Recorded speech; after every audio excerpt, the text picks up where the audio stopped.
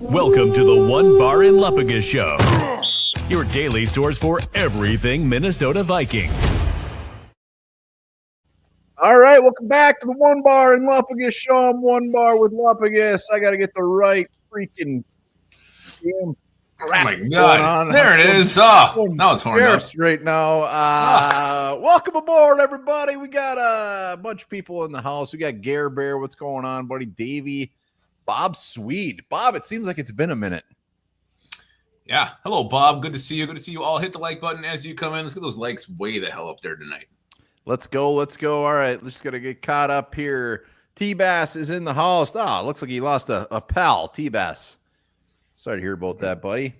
For his pal. Cheers. Cheers to him, as always. Julian Marker in the house. Julian, damn good to see him. Dusty Ray messing around the other day. Harmsy. I can't believe how tall Patrick Harms is. We took the picture at training camp together, whatever. Then just later I was looking at them like, Jesus, I am shrinking or Harmsy's 9 feet tall. It was I think insane. He's still growing. He's still growing. Dusty Ray, thank you very much. He wants an ode to Max Brosmer's high-flying country music career. Oh, Max Brosmer absolutely killed that song. If you haven't listened to it, Google or YouTube it. Yeah, it's fantastic. A nice little banger he created for himself. Yeah. We got Thor Nystrom hopping on the show at 7. We got plenty to talk about. I don't know if we're catching up on the comments here or what, but yeah, I don't know. I'm not seeing him. I've only seen him on the live show here. I don't know. Yeah. I'm not watching it. The last one I see is Patrick Harms. It says hi. Yeah, I'm not getting one on my stream run. Oh, they're coming in. Ooh, Big Mo in Arizona gifting out 5 One Bar and Lupagus Show memberships. Wow. That a baby. That very a generous. Baby. Very generous. All right, now we're catching up. Adam's in the house. Dusty Ray. Let's start the show off with the there we go. Mm-hmm. Good to see everybody. We'll give it a minute. Let people shake on in, cut a whiz. Make sure to wash your hands afterwards. Grab a beer. Horned Up's back on Wednesdays. For the whole back on Wednesdays. Regular season schedule starting today. And Max Brosmer, is there anything he can't do? No. Apparently, he's very multifaceted. Very multifaceted. He can't do. He's fantastic. It's beautiful. He is. Yeah, we'll give it a minute. A lot of Vikings news and Nuggets training camp. Like I said, Thor Nystrom hopping on the show. Can't wait. Yeah, always good to catch up with Thor. Hell of a man, and very knowledgeable man as well. Curious to pick his brain what he's seen so far in Vikings camp. And we're at practice 7 already. Damn, you're 10 digits, double digits. If you guys have been to practice training camp, let us know in the comments. How was it? It's always fantastic. I know Harmsy has. I know Julian Marker has. Yeah, hotter than hell. Hotter than hell. I'm so excited. Harmsy has acromegaly. I don't know what that is. I don't know what Harmsy said. I'm so excited about him growing. Oh, what he said. Yeah, not you. You said Patrick. Oh, you're talking about Okuda. Okuda Matata. Hit that like button. These guys are coming in. Are we over 10 likes yet? Let me hit refresh. I got to hit refresh. It doesn't do a count. I'm nervous. I'm sure we're 16 likes. God, 16. 17. Let's go. Mitch Berger, 17. Let's go to 18. Wow. Get Mitch, who's the punter? Can't Harry Newsom, not Mitch. Harry Newsom, 18. Yeah, Viking Funeral. It's almost time for football. Damn right it is. We're on the precipice now. We've made it. Time has come. Yeah, about a week and a half. We got some serious football coming on. Cannot wait, but let's do it. Let's dive into this thing. Let's start off with a little latest news. Yeah, there's some Vikings news. Vikings making the first release and the first signing of the little training camp period here. Releasing linebacker Max Tooley, signing safety Javarius Owens. You got a rookie here being replaced by a veteran in different positions. So again, remember last year? I think this is my biggest takeaway. Vikings were snipping guys, bringing guys back, cut, release, sign someone, release someone. This went in all through training camp. This is the first one. So to me, this is just the tip of the iceberg, the first one, the first domino to fall. Well, yeah, and the guy we signed, he's a wee young pup as well. He's only 25 years old. He's only been in the league 2 years. And he's a guy, it seems like he's a thumper. And I like the position they added. Yeah, it seems thin back there. Jay Ward, Powell. I mean, that fourth safety, if we keep 4, seems to be up in the air.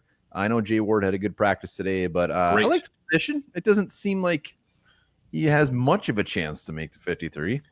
No, but maybe next week he'll be bringing somebody else. Kwesi was nuts last year. He gave us like at least 30 videos just from basically who he was cutting and signing. So we'll see. Again, I don't remember how many of those actually made the team. Probably not many, if any. Christian Darrisaw was on the field today, on the field in full pads and 11-11s. That is huge news. That's probably the biggest news that's happened in quite a while. That is so big for this Minnesota Vikings offense and this team in general. Yeah, no, it just shows that he has a very good chance of actually playing week 1, which is absolutely obscene, as they would say. It's obscene. It's freakish. This guy is ginormous, and he's already healing this quickly. There's a lot of weight going on the leg every single day, and apparently he had whoever did the surgery, it's a damn magician, damn artist. Damn artist. One thing we got to mention is I can't remember. Was it Mark Wilf came out and said that they're going to be putting the number 70 on the helmet this year for Jim Marshall, which is fantastic. Awesome. Well deserved. They should all be wearing the number 70 on their jerseys. But that's a nice little tribute to one of the greats. 100% it is. That's fantastic. A couple more nuggets here in the news column. Josh Metellus was extended last Saturday. That thing got done after his potential hold out. No one really knew what was going on there, but he's extended. He's here for 3 more years, 4 years in total. Josh Metellus can be he wants to be a career Viking, and so far it looks like that may just happen. You probably will. We got a steal for what we're paying him. The dude plays like 7 different positions. It's a match made in heaven. He's happy. We're happy. He's part of this defense for another handful of years, and really the way it's going to shake out, he could still get another decent contract before it's all said and done. The dude, he is a leader on this team. You just see it the way he carries himself. They make a big stink about his contract. He's supporting everybody. He's like a glue on this team. He's a guy you want to have around, a guy I'm glad they extended twice now. Josh Metellus, again, just one of Rick Spielman's finest late-round picks. God, I still remember when he was drafted. It's just like, who the hell is Josh Metellus? And you read up on him. There really wasn't that much excitement. Even the more you read into him, it's like, okay, maybe he's we always harped on like he's gonna be a good special teamer. F that, we know nothing. The dude is a jack of all trades, and he's got the perfect defensive coordinator for him. He does. Those two are just a beautiful match, is what they are. Isaiah Rodgers, a guy we're expecting to have a big year for the Vikings in the secondary, dealing with an injury and is being eased in. So not a lot of buzz about Isaiah Rodgers right now. It's because they're taking it easy with him. It's fine. We don't need any buzz. He doesn't really need. I don't care how much he plays. Like, just week 1, he needs to be out there. Ease should be the key word. Ease everybody in. Breaking news by Julian Marker, right there. Vikings. They're the 19th youngest team in the NFL this year. 19th youngest team in the NFL with an average age of 26.1. Vikings 19th youngest. That's after who they brought in. I thought we might be a little bit lower. Yeah, we got some old timers. Harrison Smith probably adds about 6 years on that himself. I'm surprised. There you go. Sign Brian Kelly, Hargrave, Jonathan Allen. So 19th, yeah. Whatever. I guess I don't know how that correlates to championships. Is there an median age that wins you more? What was I just going to look at? Oh, FW Ender. Hear anything? No, Kobe King has been a ghost. I haven't heard anything about this guy. Even when I was there, I didn't really even see him. That could be a good thing or a bad thing. It's not like he's getting smoked or being a liability out there, so that's good. I know, and you can't hit as a linebacker in practice. I think it's hard to stand out. I know Evan Pace had that big preseason a couple years ago, but he's shooting there and doing stuff. I think it is harder for linebackers to stand out. And actually, we're going to do a milk carton men kind of segment there, and he may have been on my list. Well, and to be clear, nobody's hearing anything about Blake Cashman. Nobody's hearing anything about Ivan Pace. Nobody's hearing about any of these guys, and it's just certain positions.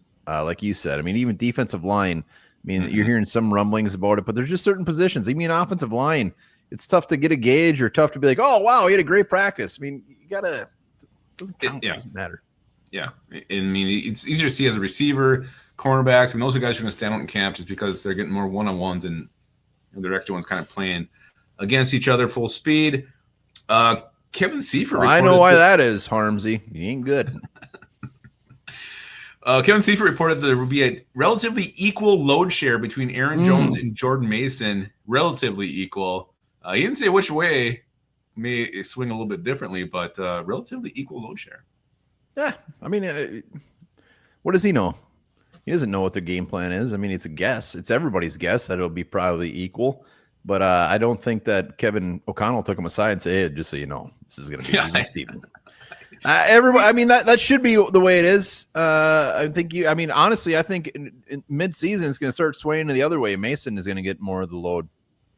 I would think so. And I ride the hot hand. Like if Jones is on one day, just keep feeding him. I'm fine with that too. And I think Mason, I mean, maybe Jones is hot and get Mason inside the 10 in the red zone, in the goal line. I mean, that's where you want to use him. So I think it's going to be really equal too. And I think both these guys are going to have big-ass seasons.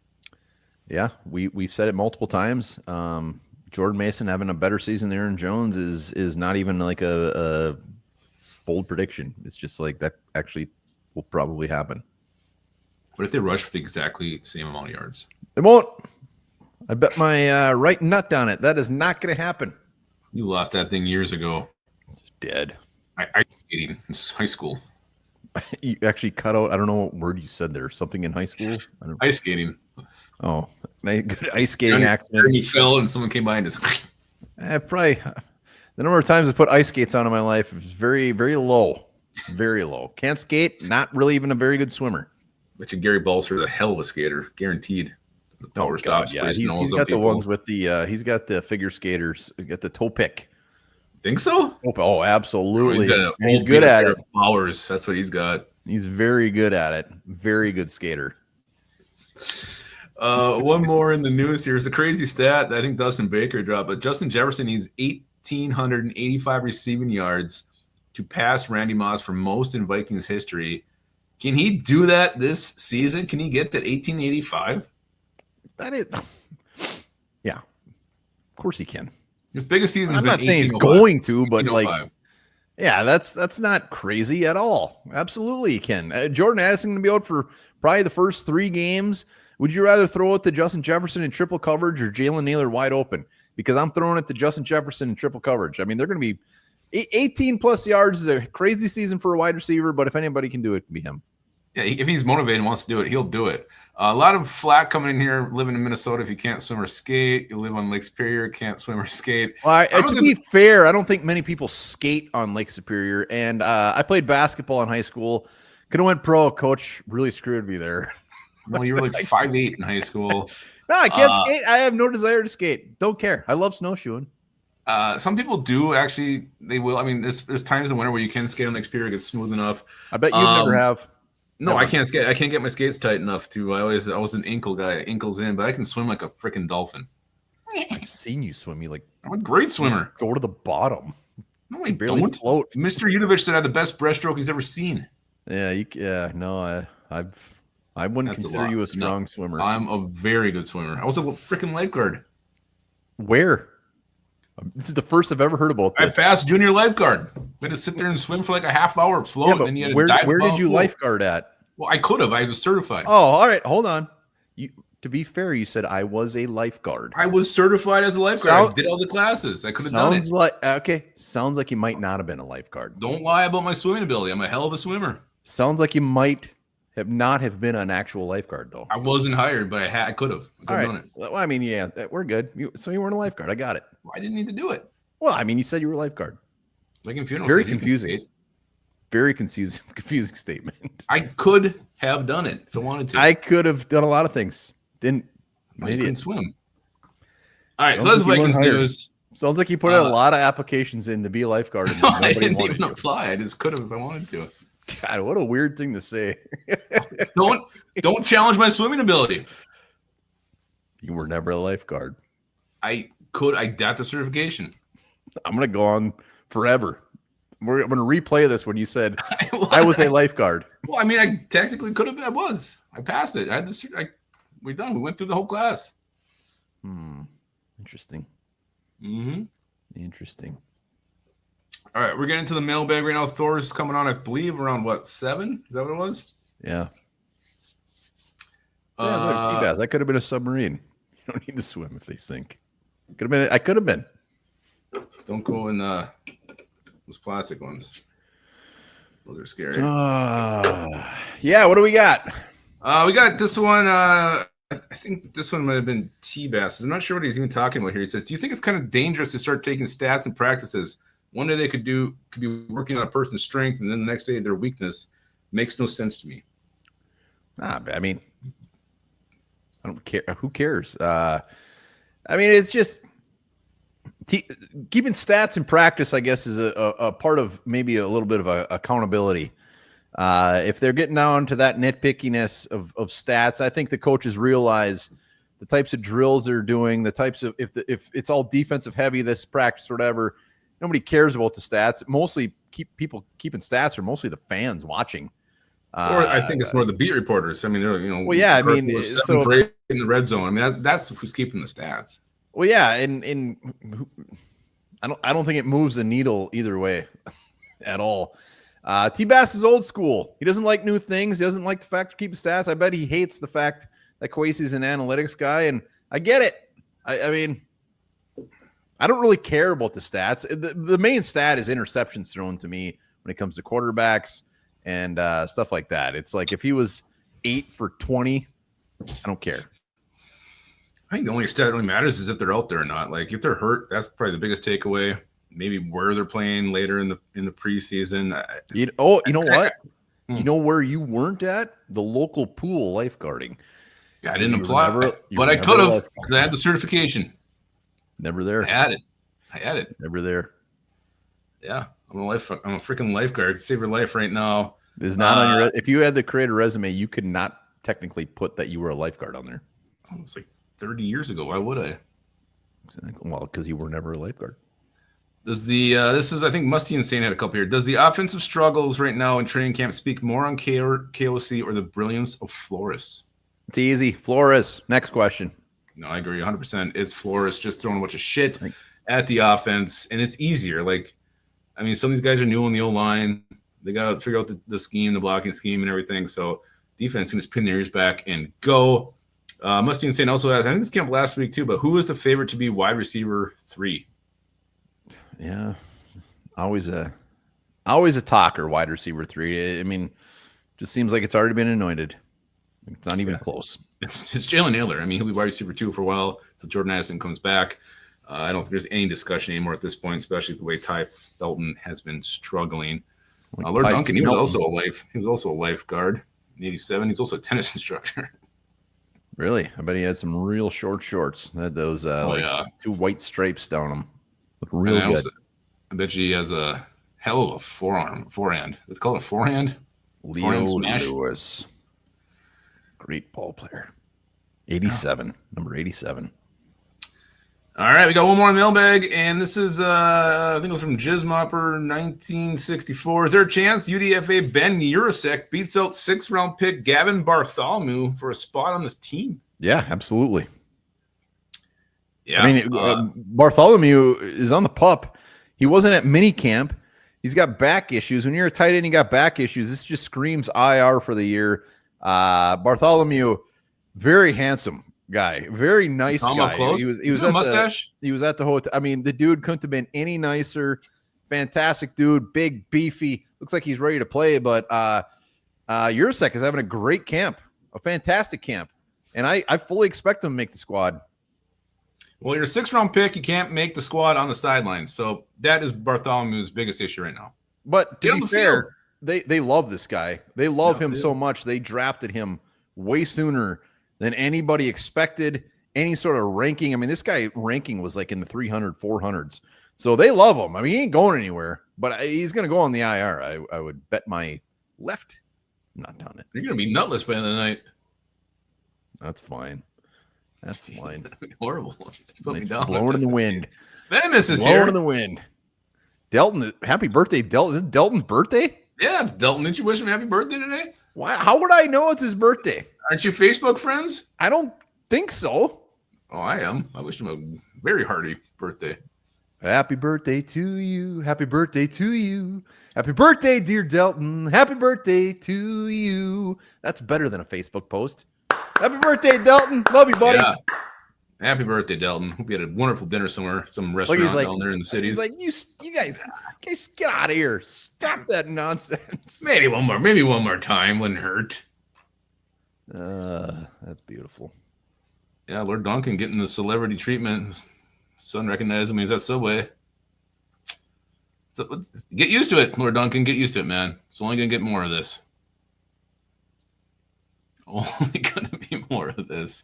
Look at this. Happy birthdays coming in hot and heavy for Delton. Yeah, 6:32 right now. Yep. Oh, Harmsy heard on the news. They posted about it down there in Iowa. All right, there's our mailbag. It is emptied on the floor. Let's do a quick little stock up, stock down with some names here from training camp, just based on training camp alone. You guys can play along in the comments.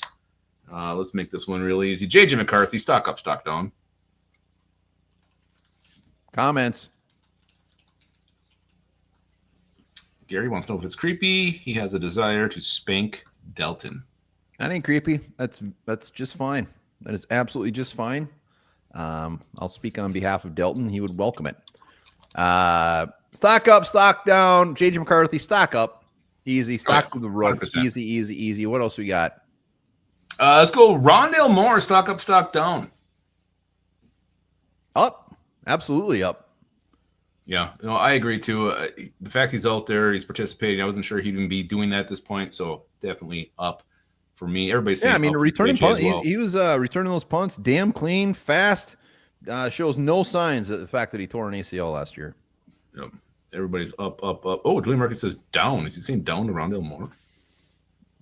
Yeah, I mean, to be fair, maybe his expectations were game on, baby. Look at that, T-Bass. We will have a beer for Delton. Absolutely. Thank you, T-Bass. Appreciate it, buddy. All right, let's go Deshaun Jones. Oh, up. Alec Lewis couldn't speak enough about this guy. He's having a great camp. This is off to a great start. Very positive. It's been very positive so far. Deshaun Jones, I would also say up as well. Silas Walker Bolden. I don't know if we're gonna have a down on this list. Silas Bolden. Yeah. He's an undrafted free agent. The fact that he's still on the team should be like up. And not only that, he looks great. You were raving about him when you came back from camp. Dude looks so good. He's so fast. So fast. I mean, if it came down to him or Rondale Moore right now, like I don't know how. I mean that's a very tough conversation. It's not easy.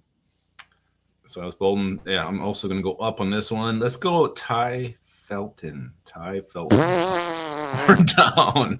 Up or down? That is very down. Yeah. I was a little bit mixed when we drafted him. I got myself into being excited, and I'm not giving up on him, but he's off to a tough start. His stock is definitely down. No.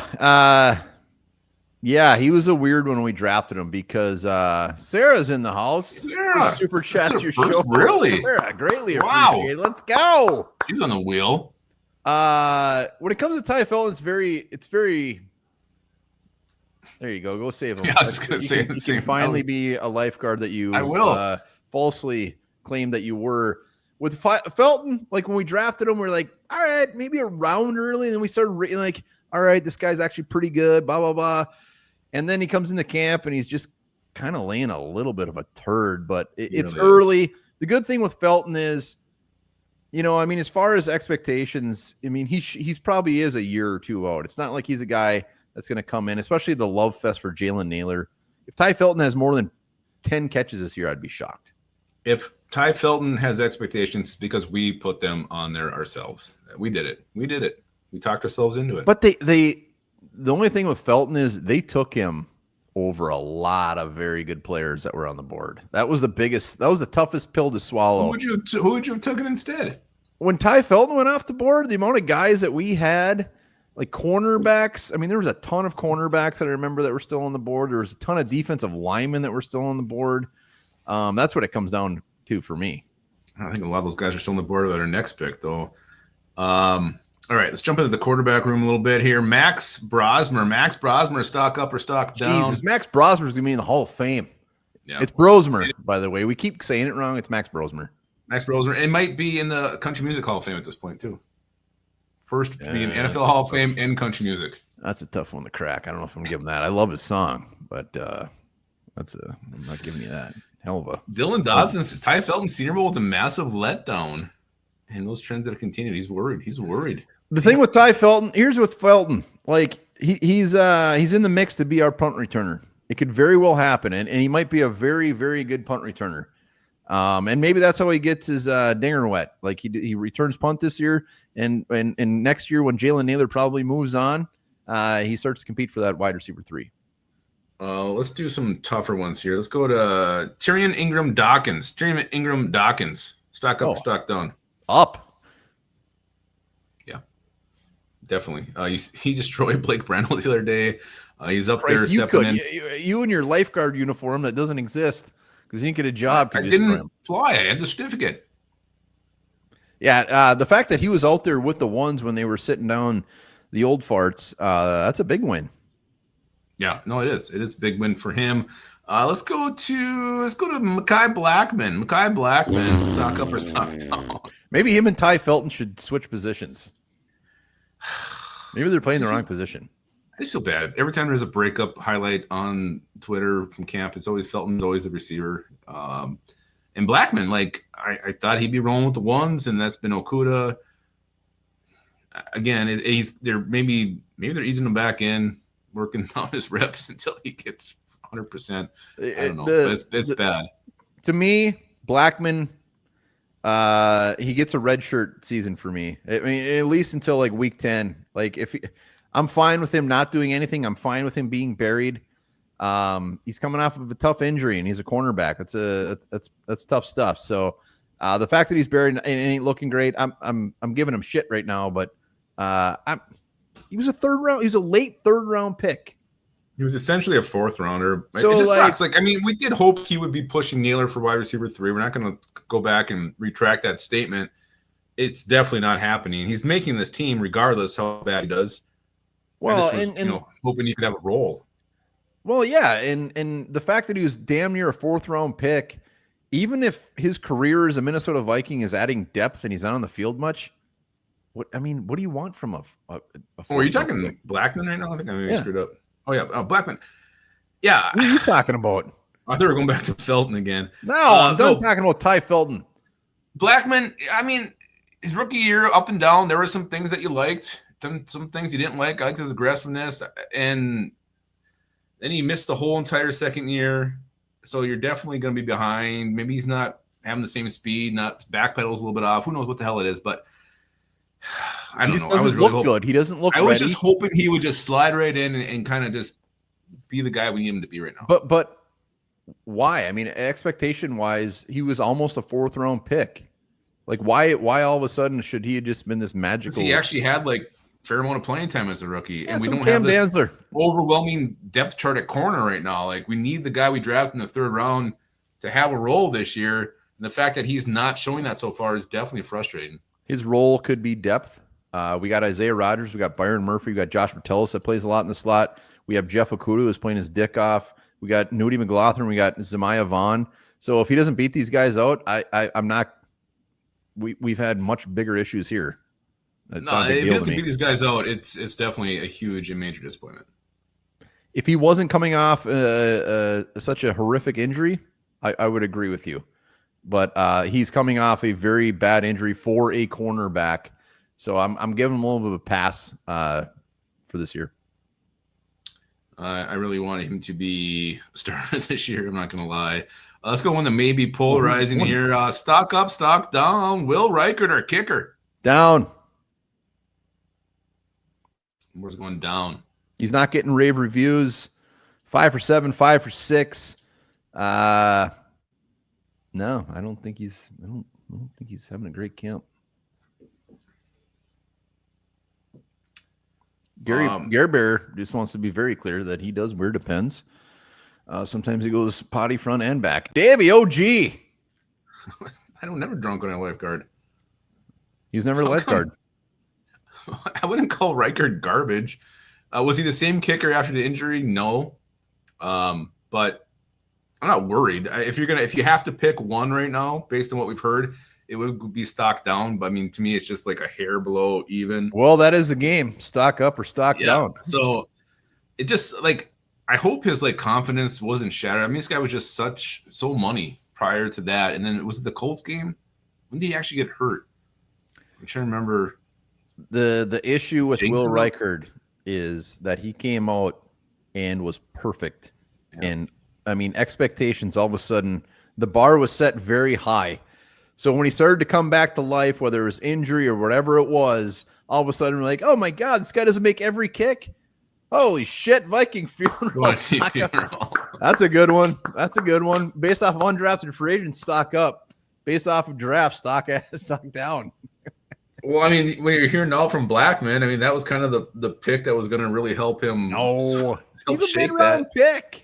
Who else does he hit on besides Jordan Addison? Well, I mean, that doesn't really move the needle a ton. It would definitely help if you had two guys you could hit on it. I mean, well, you got to be here for a couple years to make a decision. JJ McCarthy will be the one that they decide on.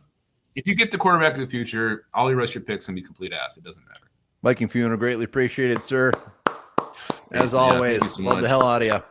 Yeah, 100%. Damn, that was good.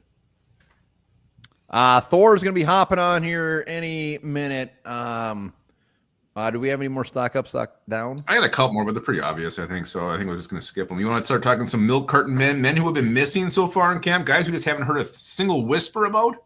Yeah, and it doesn't mean it's a bad thing. No, it doesn't. It doesn't. But two that I already mentioned in the comments earlier on the show, Ty Chandler, Kobe King were on my list. Like, I haven't heard anything about Ty Chandler. Kobe King, we did get some sniffs. Fumbled. I know that.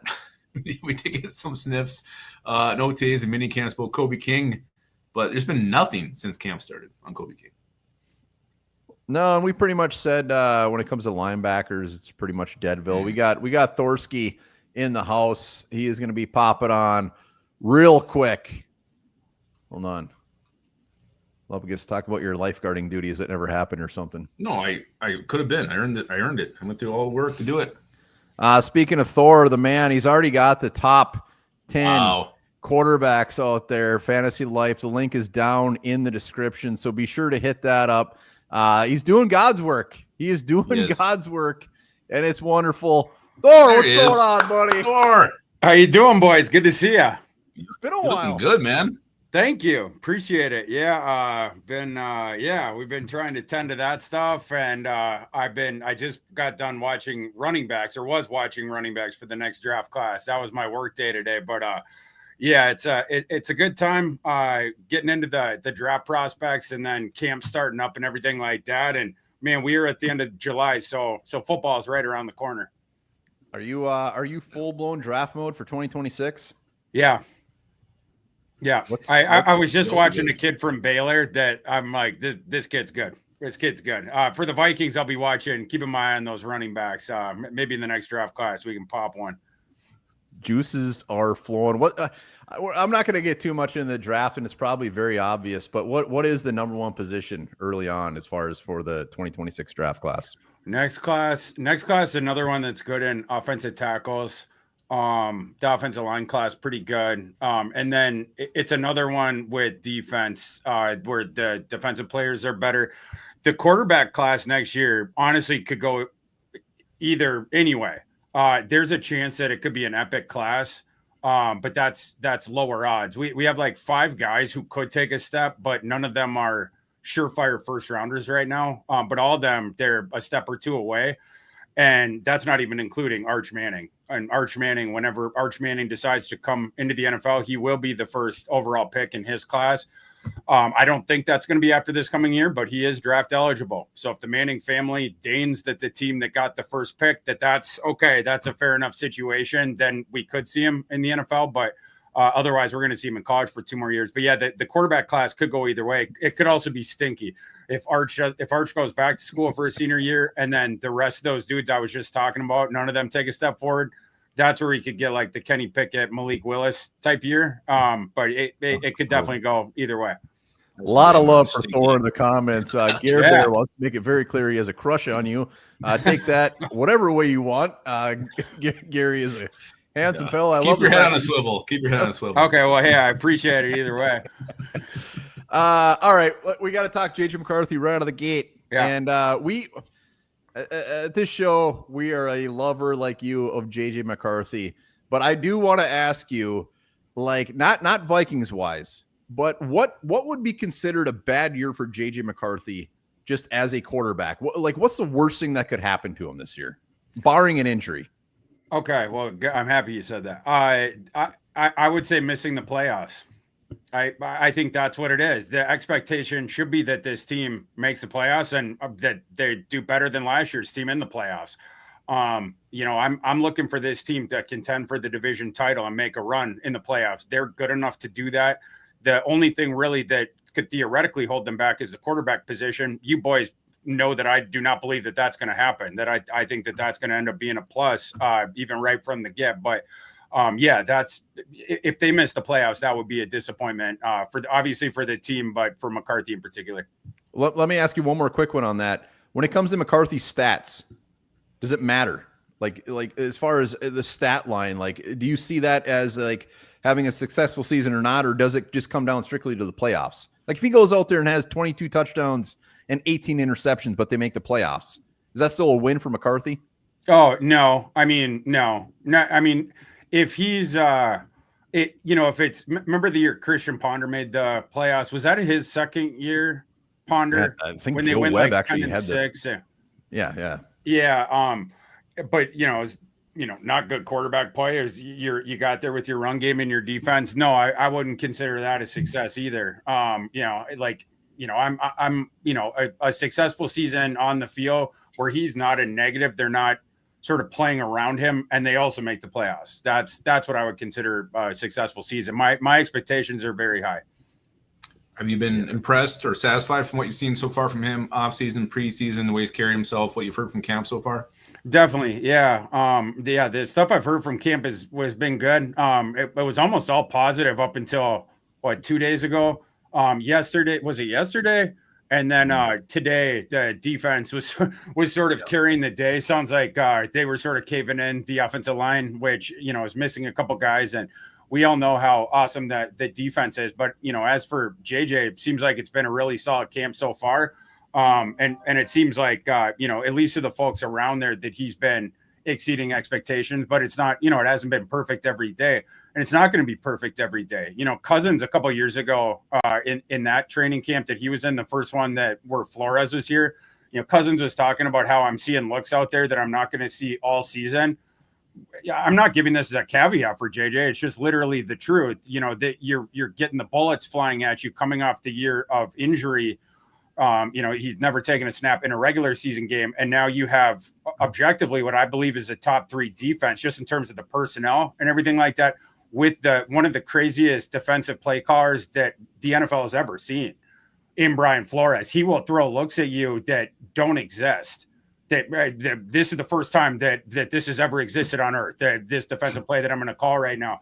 And so you're throwing that at the first year quarterback, and, the offensive line a little bit depreciated. Justin Jefferson right now on the sidelines, and JJ's doing okay. There's days that are better than other days. Last couple of days were struggles, but it's going to be up and down a little bit, but even floating against that defense without Jefferson and without a full strength offensive line, I think is pretty impressive at this point. We're not even in August yet. How do you feel like when you hear like a Ryan Kelly talking up JJ McCarthy, these veterans are giving all this praise? Is that not shock you one bit? No, it's the way that his teammates and his coaches and everyone around him has always talked about him. But it is kind of striking, right? Even though I kind of expected it, it's like all the way down the line, right? Like you can tell with the young players when veterans are sort of giving lip service and like, oh, wait and see and yada yada. There's just effusive praise whenever anyone talks about JJ McCarthy, right? And it's sort of indicative of who he is as a person and as a teammate, and also those guys is there's sort of bullishness on his projection on the field as well. If they thought he was going to be a bum on the field, they wouldn't be talking about what a good person he is, what a leader he is, all this different stuff he was doing behind the scenes like last season and stuff like that. They're very clearly bullish that they're going to be a contending roster this year, in part because of JJ McCarthy. I got to ask you on the defense. Like, I mean, that is the theme day in and day out. Like, oh, his defense is so far ahead of the offense. Defense is kicking ass. Brian Flores. I mean, maybe it's a stupid question, but like JJ McCarthy is going against one of the best defenses probably that's going to be in the league. At some point, does this like start to hurt his confidence? I mean, at some point, he's just like, man, I can't catch a break going against his defense. Or is it just all positive? Like, it's only going to get better, battle tested, but just going into the fact that he's a person and has to deal with this in weekend or day in and day out, that's got to wear on him a little bit. Yeah, it's a fair question because this does, for certain players, this does manifest. They get in their own head because of this and building up their confidence in order so that they can progress on the field. It's a real thing. And then sort of trying to protect them from going into the tank.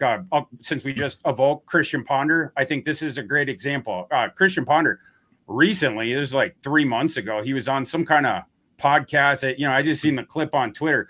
But he was saying this thing of like, oh, he's trying to give excuses for his performance. And he's like, oh, yeah, I had a shoulder injury. It was worse than people thought, like when I was leaving FSU. And that kind of got in my head. And then you had some struggles. And it's like, all right, whatever. I mean, like I didn't stay at a Holiday Inn Express last night. But this was a guy who was clearly always in his own head. And like you wonder with Ponder, like if things had gone different and then, you have more confidence, would things have gone any different? But he always had sort of that thing in his head of like, things could spiral the other way. JJ's he's not that kind of a person. He's not that kind of a thinker. There was someone who was at a practice I was texting with yesterday or day before. My days I'll get confused, but recently, who told me that he talked to JJ after the bad practice that he had. Like I said, it was either yesterday or the day before. But this person was telling me that JJ, like before a question had even been asked, he's like, tough day out there. I can't wait to get back, out to it, and was like getting into it. And like, he had what I was told, he had this huge smile on his face because it was like, he knew that Flores and the defensive front had gotten him that day. And that there was certain things he should have seen quicker and he should have reacted quicker. He should have gone off to a second plan of attack or another read, another option quicker. There was things that was already percolating in his head.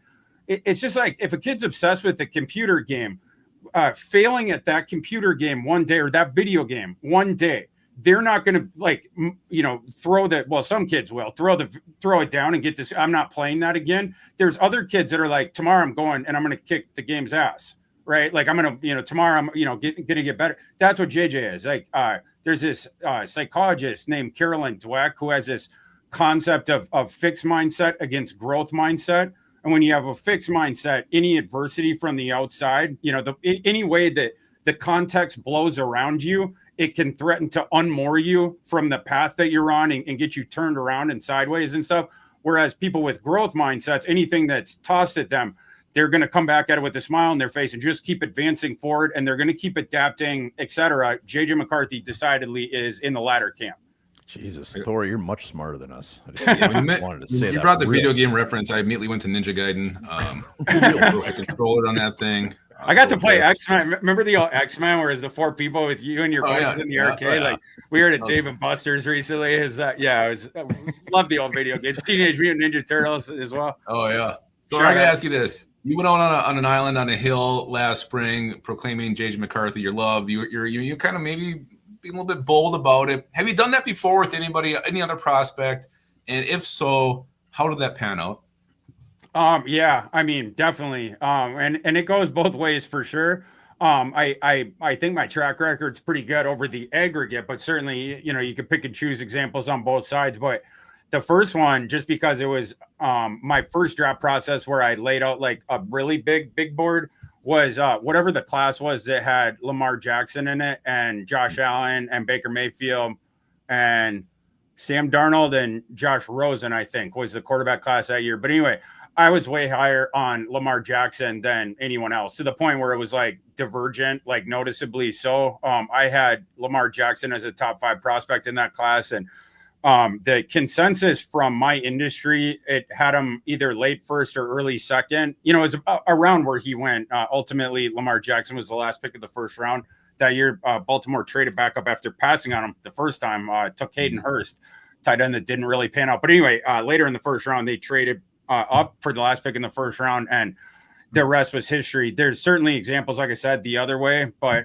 yeah, I mean, like when you do the work independently, you're going to come to your own conclusions, right? And you're gonna see certain things. There's certain guys you're going to be attracted to or think are more projectable, or certain guys you're going to see stuff where it's like, I don't think that game translates, or I think he's overblown because the system that he's in is really good and it sort of flatters him or whatever. And yeah, Lamar Jackson was definitely my first hit and one of my biggest hits right out the gate. But yeah, it's gone both ways. Same class. This wasn't divergent. This was more with the herd. But I had Josh Rosen rated very highly in the same class.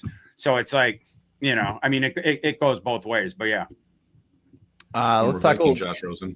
Yeah, right. that one didn't work out. But you learn lessons from. I mean, this is a cliche, but it's true. You learn more from the misses because they're just embarrassing and they just gnaw at you. And I learned a lot from Josh Rosen. I'm actually, honestly, I'm thankful to Josh Rosen because he taught me a lot about scouting and what that one did. He was such a good pocket passer in college, and he was right out of the box for Jim Mora. The issue with him, though, was he wasn't a great athlete and he didn't have an elite arm. And you project that game to the next level, even if you're really snappy and everything like that. And he had arm talent, right? And he could see the field and everything like that. But you have less outs when you go from college to the NFL when you don't have the trump card of the arm and you do not have the trump card of the athleticism. And at that point, you're sort of boxed in where you have to beat the defense in the pocket. You have to beat them with your brain, right? You have to be one step ahead. And the mistake I made with Josh Rosen, number one, I didn't have the experience, the context to sort of understand that you're, it's a narrower path to success there, but also the whispers and the things I was hearing about Josh Rosen's work ethic. And in conjunction with that, I would have seen it. The warning sign would have been there with both of those things. But, it was early on for me ranking people. And I was, I haven't, personally, I don't know Josh Rosen. So it's like, anonymous things and then things that you're hearing from people secondhand, third hand. But it was that he was a last one in the building, first one out. It was a guy who had a whole bunch of interests outside of football, maybe more than football. And it's like, that's not a guy that you can project is going to outwork everyone else in the building and certainly everyone else in the NFL in order to win within the pocket with his brain over the defense. So again, you learn stuff from every process and every mistake. Josh Rosen, as of 2024, is a student at the Wharton School of University of Pennsylvania. Just give everybody an update. I hope he's thriving there. That's more his interest level from what we were hearing in the pre-draft. He loved tennis. He loved it was business. It was I think he was into crypto even then. Like wow. He liked stuff. Yeah, it was like he should have been in like the social network with the Winklevoss twins or whatever they're called, and maybe not. Maybe not as the projected top 10 overall pick that I made him out to be. Well, let's so we talked JJ. We got to talk about our other second year guy that we're hoping for a big step on. Dallas Turner is getting a lot of love at training camp. Are you buying into this? Is he gonna show us what we hoped to see last year? Is he gonna get us a bunch of sacks and rip it up? Yeah, well, I think he's going to be awesome in a situational role, right? Like you're basically you're assuming the snaps you had last year plus the snaps that Patrick Jones had last year, at least, right? I think that's sort of baseline. And then this is the thing that where you get excited is hearing already in camp the packages where you have Van Ginkel, Grenard, and also Turner on the field. And I think you can do interesting stuff with that, right? They're all so good coming forward, and the Vikings off-ball linebacking core, it's okay. It could use maybe a little bit of help, but certainly situationally. And if you're doing stuff like this and mixing and matching guys, moving guys to other positions, Brian Flores loves to do that. You get more playmakers on the field, but Dallas Turner, the thing he was best at, it's the electric propulsion off the line. And so you have the first step explosion, you have the speed, and then he has the length. He had the ridiculous arm length, and he uses it really well, both to keep distance. He also has the long arm move, like, different stuff like that. The stuff that he had to get better at, it's the repertoire, and then the sort of smoothly flipping to the next plan of attack once your first one shut down. That stuff you're teaching him, you're putting more weight on, more muscle on him as well, fortifying him for holding the edge against the run, stuff like that. He was young at Alabama, right? He was one of the youngest players in his draft class, as was JJ. Both those guys came out after their true junior year, which is becoming, as we go, less and less common. But with the underclassmen declarees because of NIL. But there was the flashy aspects of Dallas Turner's game spoke for themselves. The projectable nature of his game spoke for itself. Like, that's the ball of clay that you're looking for. And then you just had to sort of flesh out this other stuff. But I think the plan of attack year one seemed to be good. You get his sea legs under him. Now you're going to have him in a primetime sort of situational mix and match role coming off the bench. In addition, awesome edge depth, right? I mean, you have primo depth there at an important position if you have an injury. But even outside of that, at full strength, mixing and matching, bringing him in, we're always full strength. The pressure that Flores generates, the heat and stuff like that. Like, I think it's all positives for Dallas Turner. He's right on track. Let's go. Nice. That's awesome. Vikings have had some undrafted free agent rookies making buzz already in camp. Max Brosmer, Zamiah Vaughn, Silas Bolden. You scouted these guys. Are you surprised to hear that they're having early success so far? Brosmer is interesting because I think that guy could be an interesting long-term backup. Do I ever see a starter there? No, I don't. But and there was a tweet about this a day or two ago where I think it was Quincy Avery, the quarterback guru guy, but one of his followers had asked him, like, what is the college offense that is the most pro style, that is the most analogous to NFL? And he quote tweeted it and was like, the Gophers literally ran an NFL offense under their offensive coordinator Harbaugh last year. Like, literally, it's not pro-like. It just literally is an NFL system, and the checkdowns and the different formation groupings that they used. And Brosmer's really good at that. He sees the picture real quick. He sees the field real well, sees the coverage real quick, knows where to go with the ball, makes quick decisions. Right? Like, you're not going to catch him stretching himself beyond his means or taking YOLO chances. It's a guy who's like maybe out of to switch to a golf metaphor, like, he ain't going to crush. I just seen Happy Gilmore. He ain't going to crush it like 300 yards. Or, he ain't going to crush the ball off the tee or whatever, but he's going to keep it down the fairway. And then, like, his approach game is going to be good, and he's really good on the green.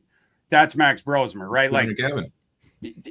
Maybe a little bit like Shooter. Like, yeah, like, I won't give any spoilers for people that haven't seen Happy Gilmore 2, which I thought was better than, a lot of the naysayers on Twitter. But yeah, like, it's a guy who's not going to embarrass you when he's called upon. He knows how to run a pro style system. He was doing it in college, and early on, him having the success he is, I think it speaks to that, right? Like, he's not going to offer the ball for grabs for the defense. He's going to move you along. He's going to chip away.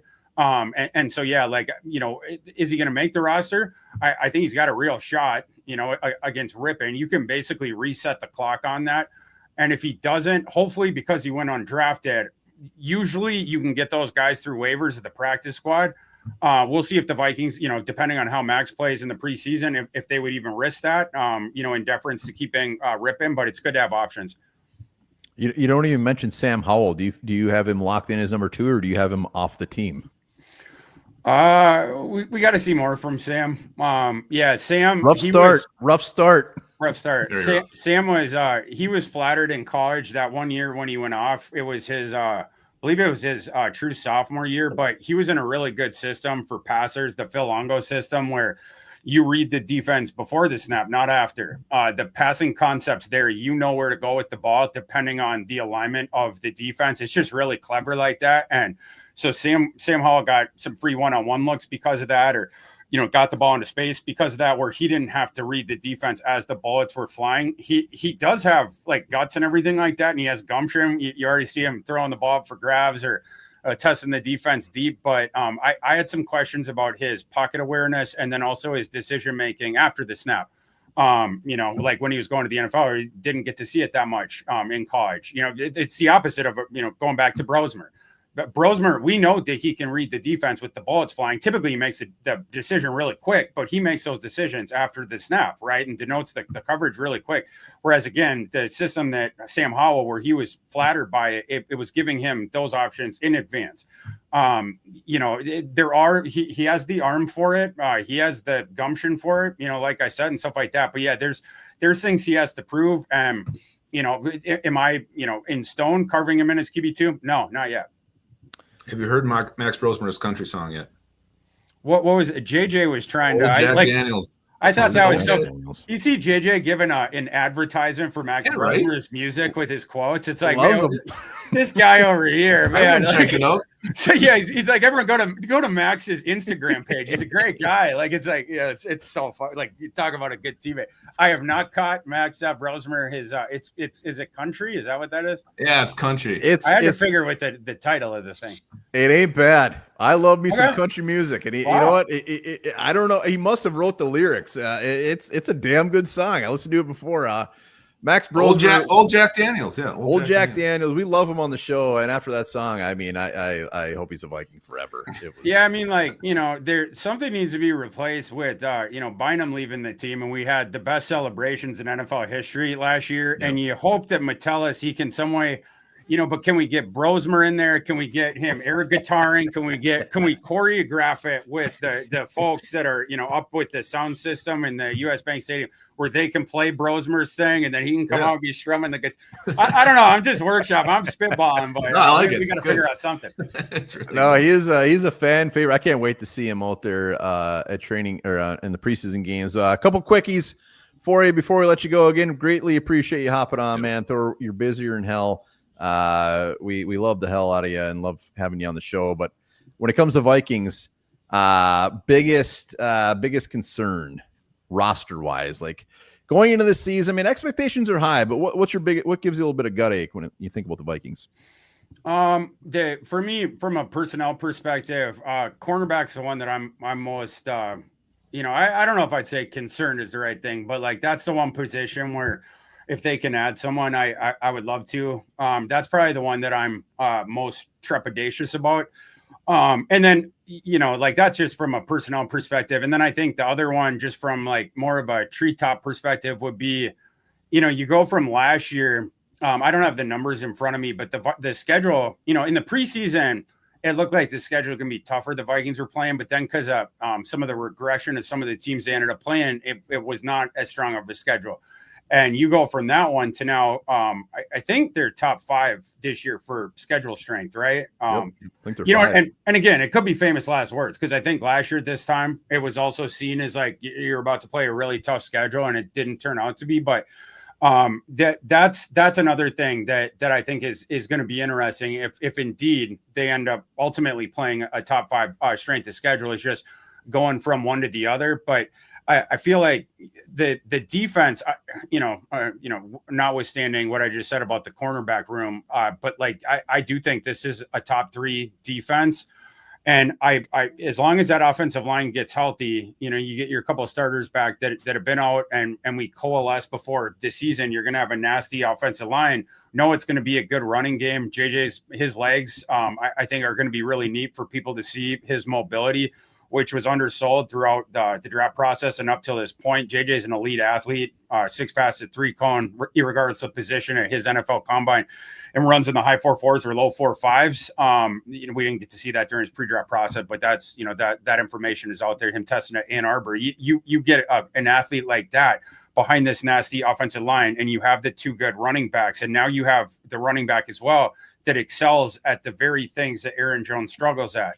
Right, grinding the yards out between the tackles. And so not only you take care of that, but you also free Aaron Jones to just do Aaron Jones things and hopefully take some of the unnecessary touches away from him, those between the tackles, meat and potato type stuff. And then you juice the odds that you get a fresh Aaron Jones down the stretch.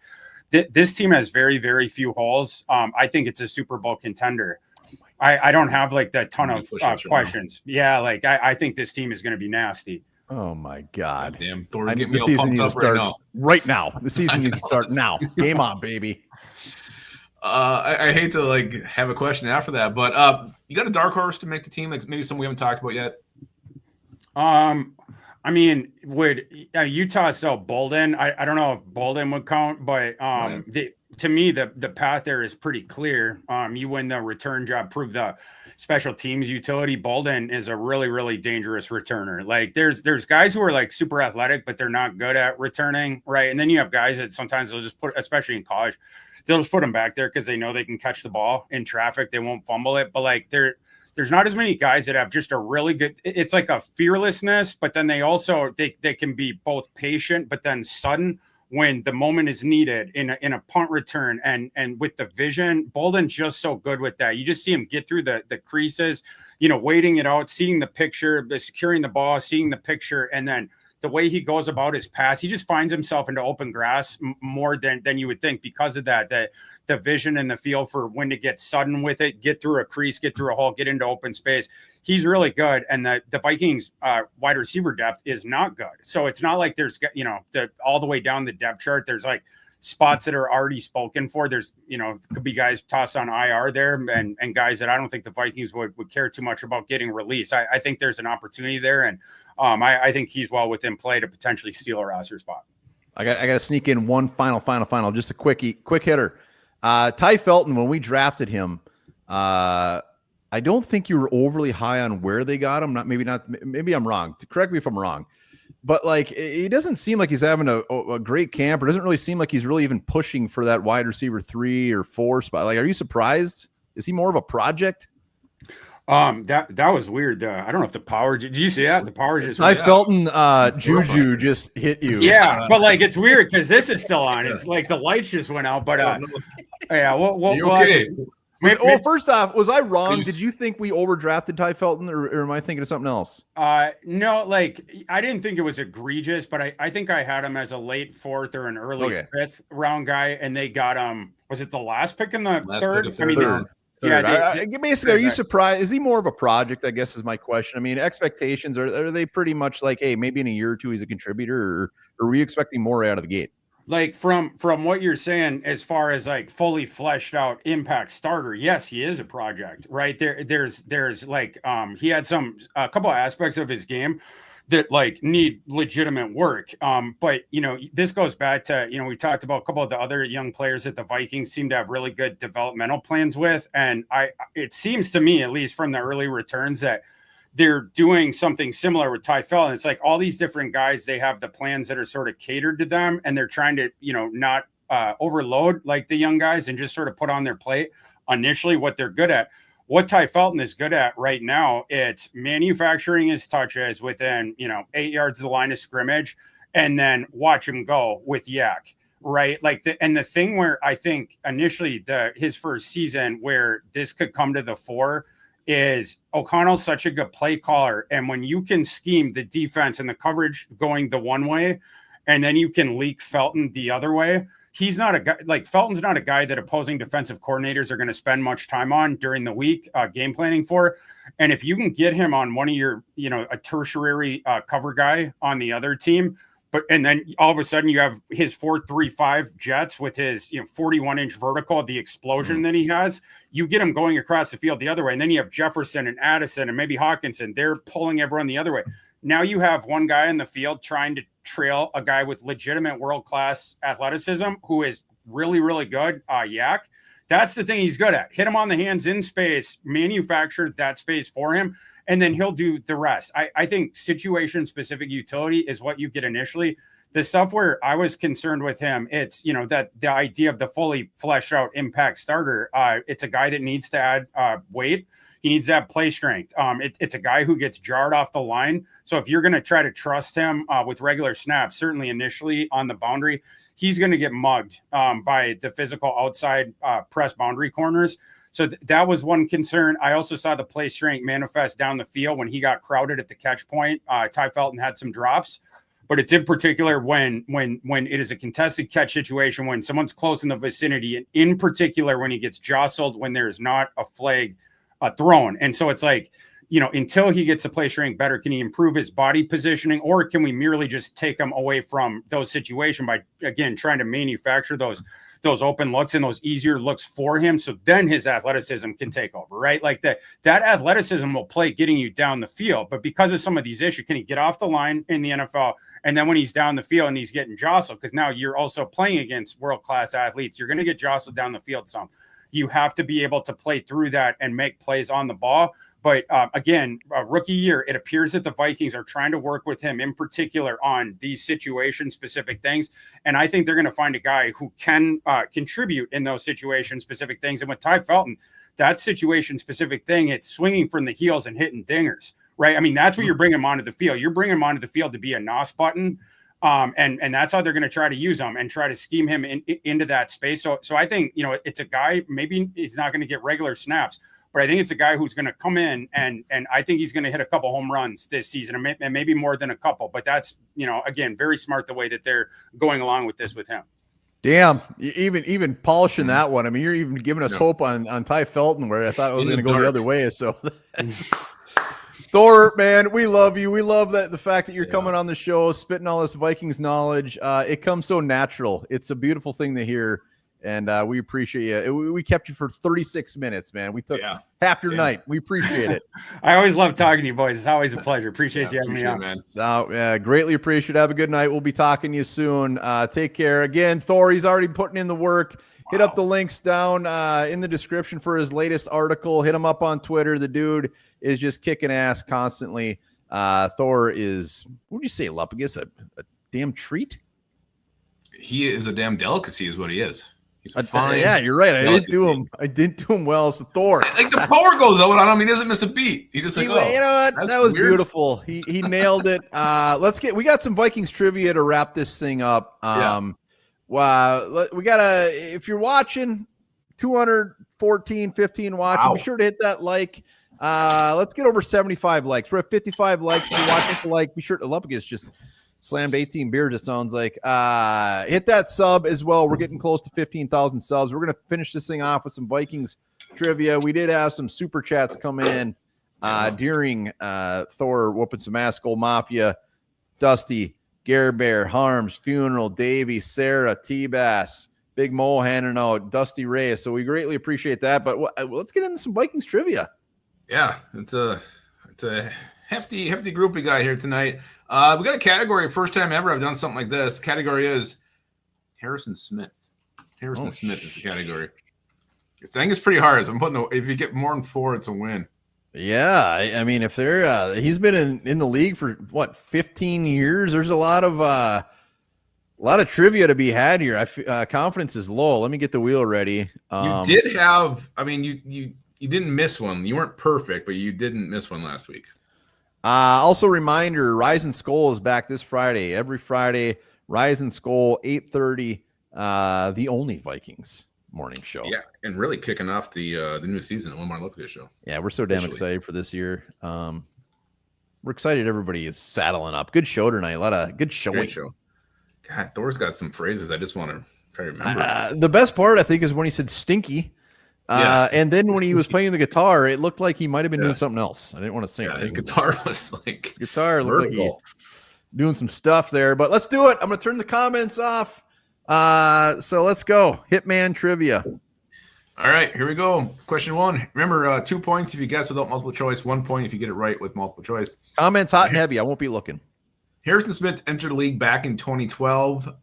He was the first Vikings rookie to start all 16 games at safety. What player did he have to beat out to become the starting free safety that year? Oh, shit. That's multiple choice right out of the gate. I'm not even going to. What player did Harrison Smith have to beat out as a rookie to get the starting free safety job? That is the question. Yeah, I'm thinking of. I couldn't even. I need multiple choice. Go multiple choice. So that A, Mistral Raymond, B, Jamarcus Sanford, C, Robert Blanton, D, Andrew Sendejo. God, those are all names that make complete sense, and I feel Sendejo still stuck around for quite a while. Those first, I'm gonna do horrible on this one. Horrible. I got no guess. I'm gonna. You know what? The fact that Hitman was such a hard hitter, I will say Sendejo just for the hell of it. But I think that's too early. Sendejo, final answer. That is incorrect. It is Jamarcus Sanford. Jamarcus Sanford was the starter. Jay Ward could beat out Jamarcus Sanford. Yeah, well, he was our starting safety when we drafted. All right, I'm 0 for 1. Smith. Off to a horrible start. I'm upset right now. This is a very hard category. I know. Question 2. Harrison Smith was not the first safety drafted in 2012. It was this man who went in the top 10 and also played in the NFC. God, oh, you know what? I might have this. No. George Plum got Sanford right. I want to say Clinton Dix. Is that crazy? No, I don't think he was that. I'm saying it. Final answer. Clinton Dix. No, it was Mark Barron. Mark Barron was the correct answer. Mark Barron was a stupid question, man. When was Clinton Dix drafted? I couldn't have been too far off. Years after. Yeah, that's Really? right though. You got 0 points after 2. You only have to get 4 points though. You only have to get 4 points. Mark Barron sucked. They moved him like that guy played He like moved wide him linebacker receiver after a by couple the time years. he retired. All right. Question number 3. How many career interceptions does Harrison Smith have? 30. What would be really rude is if I go to multiple choice and all of yours are like, 33, 36, 35. You could actually do that. Yeah.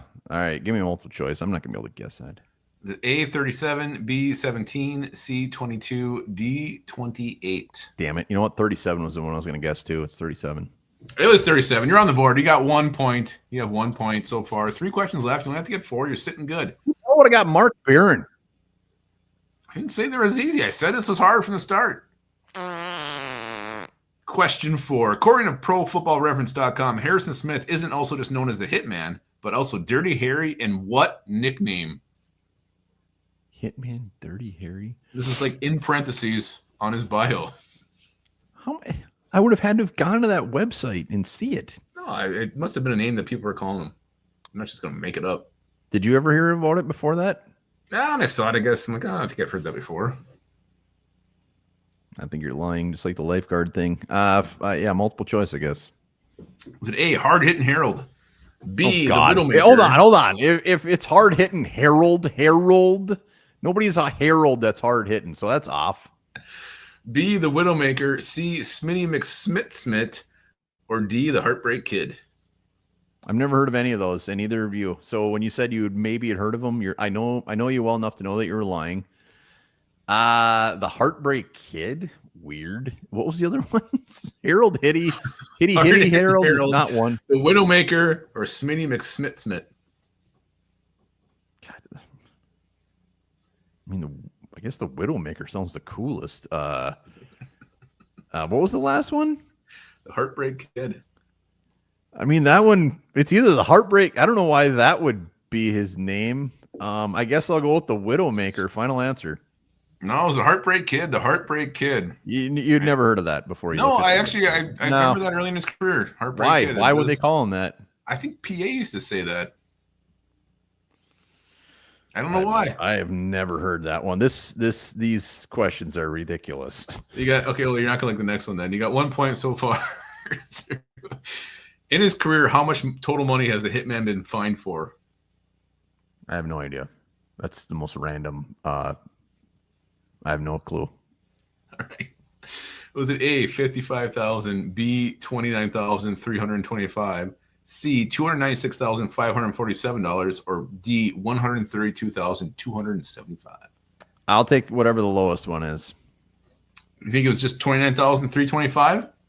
Yeah, final answer. No, it's incorrect. It was $132,275 is how much the Hitman has been fined for in his career. I should have knew that. Should have had that No, at the you tip of my tongue. You got 1 point so far. You got one question left. You can't win, but you can at least go on a high note here. Well, we were very happy to land Harrison Smith at the end of the first round in 2012. We were even more ecstatic about this guy we took earlier in the first round with the 4th overall pick. That must be Matthew Khalil. Final answer. It was Matt Khalil. You are correct. Are you gonna ask me how many penalty yards Matt Khalil has had in his entire career?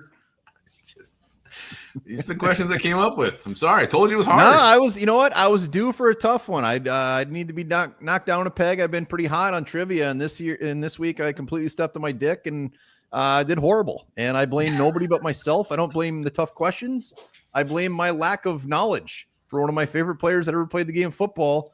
And I'm going to cry myself to sleep because I love him and I don't know anything about him. Well, I could have asked you like what college you went to. That been too damn easy. I mean, geez, how much has he been fined in his career? You think I'm gonna have it was more of a. I wanted you to learn that. I wanted you to know that. I appreciate that. The interceptions I should have got. I 37, 36ish was just in my brain. But whatever. Mark Barron will haunt me. Let me before we do the wheel. I got to see when Clinton Dix was. It was like the 18th pick. I mean, he had to have been before he was drafted. All right, he was younger. Clinton Dix was drafted 21st overall in 2014. I was pretty close. I was in the vicinity. Yeah, I already found enough options, so I didn't have to go that far to get my multiple choice fleshed out. All right, let's do the wheel. We appreciate all the viewers, and I appreciate Thor. We appreciate all the super chats. Remember, 15,000 subs. If you're watching right now and not subbed, it's free. It makes us feel really nice about ourselves. And we're live every Wednesday now. And remember, Rise and Skol is back Friday morning. Let me share the screen. New season starts August 1st. We got a couple wrinkles up our sleeve. So many wrinkles. As far as some new stuff going on, and including kind of our giveaway thought here. So stick around. Here we go. So if you win, email onebarlupagus@gmail.com. T-Bass or Sarah might get her first. Sarah, first super chat. Sarah, email us onebarlupagus@gmail.com. Get you some mini groans, some One Bar Lupagus swag. We'll hook you up, but you got to email us for sure. Any parting thoughts? No, I gotta say, when Thor was talking about the Vikings and their chances this year, I was getting fucking pumped. You know what? He's all in, and I feel like he's the type of guy that isn't always sunshine and rainbows. He's just so bought in to JJ McCarthy. And I'm drinking his Kool-Aid. I'm drinking his nut sweat. It tastes delicious. He's just a hype man. He's just a hype guy. He is a hype man. He's fantastic. We love that he joins the show. Appreciate everybody hopping on. We'll be here tomorrow, Friday, all damn weekend. So saddle up. And remember this, California squirrels are becoming carnivorous for the first time and are now actively hunting other animals. Squirrels are eating animals. I should. They're hungry.